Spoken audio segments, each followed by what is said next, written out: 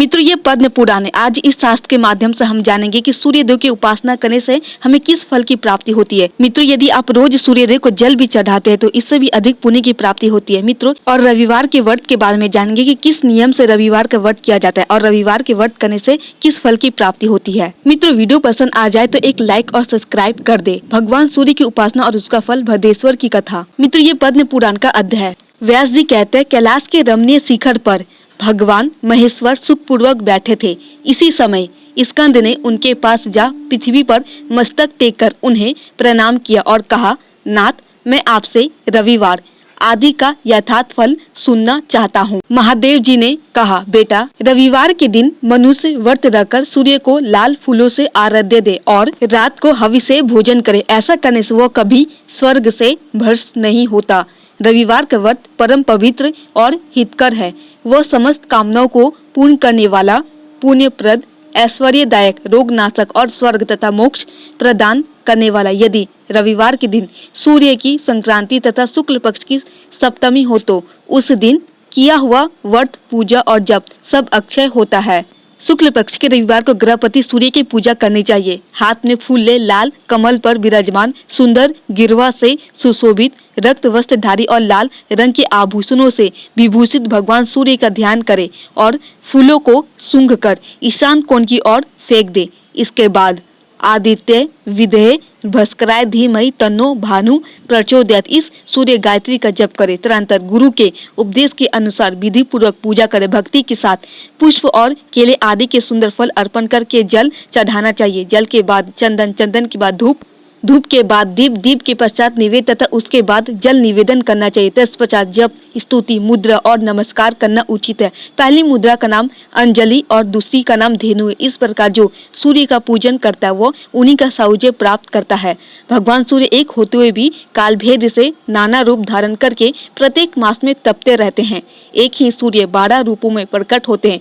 माघशीष में मित्र, पौष में सनातन, विष्णु, माघ में वरुण, फाल्गुन में सूर्य, चैत्र में भानु, वैशाख में तापन, ज्येष्ठ में इंद्र, आषाढ़ में रवि, श्रावण में गर्भहिष्ठ, भाद्रपद में यम, आश्विन में हरिणे रेता और कार्तिक में दिवाकर तपते हैं।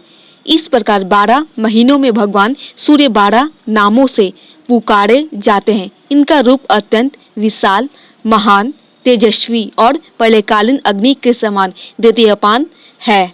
जो इस प्रसंग का नित्य पाठ करता है उसके शरीर में पाप नहीं रहता। उसे रोग, दारिद्रता और अपमान का कष्ट भी कभी नहीं उठाना पड़ता। वह क्रमश यश, राज्य, सुख तथा अक्षय स्वर्ग प्राप्त करता है। अब मैं सबको प्रशंसा प्रदान करने वाले सूर्य के उत्तम महामंत्र का वर्णन करूंगा। उसका प्रभाव इस प्रकार है। इस मंत्र का जप करके मनुष्य अपने संपूर्ण अभिलषित प्रदातों तथा स्वर्ग आदि के भोग को प्राप्त करता है। आदित्य, भास्कर, सूर्य, अर्घ्य, भानु, दिवाकर, स्वर्ण, रेता, मित्र, पूषा, त्वष्टा, स्वयंभू और तिमिरास, ये सूर्य के 12 नाम बताए गए हैं।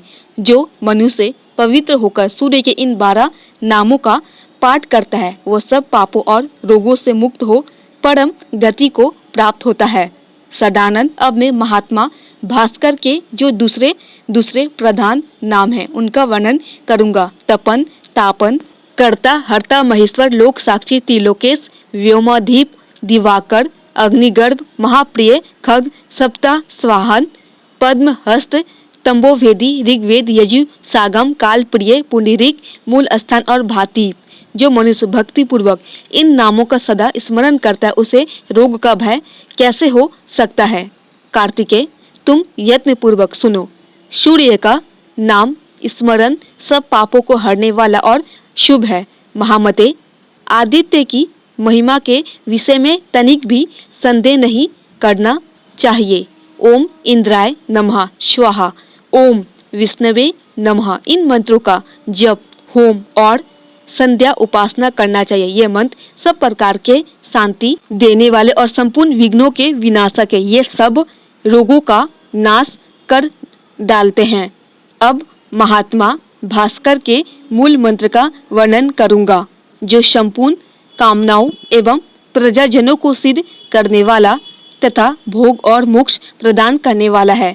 वह मंत्र इस प्रकार हैं। ओम हराम ह्रीम सह सूर्याय नमः इस मंत्र से सदा सब प्रकार की सिद्धि प्राप्त होती है, यह निश्चित बात है। इसके जप से रोग नहीं सताते तथा किसी प्रकार के अनिष्ट का भय नहीं होता। यह मंत्र ना किसी को देना चाहिए और ना किसी से इसकी चर्चा करनी चाहिए, अपितु प्रयत्न पूर्वक इसका निरंतरण जप करते रहना चाहिए। जो लोग अभक्त, संतानहीन, पाखंडी और लौकिक व्यवहारों में आसक्त हो, उनसे तो इस मंत्र की कदापि चर्चा नहीं करनी चाहिए। संध्या और होम कर्म में मूल मंत्र का जप करना चाहिए।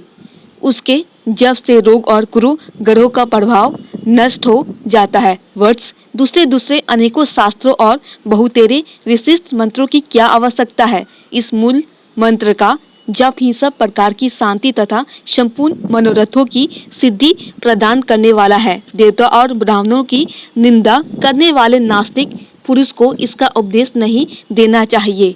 जो प्रतिदिन 1, 2, 3 समय भगवान सूर्य के समीप इसका पाठ करता है, उसे अभीष्ट फल की प्राप्ति होती है। पुत्र की कामना वाले को पुत्र, कन्या चाहने वाले को कन्या, विद्या की अभिलाषा रखने वाले को विद्या और धनार्थी को धन मिलता है।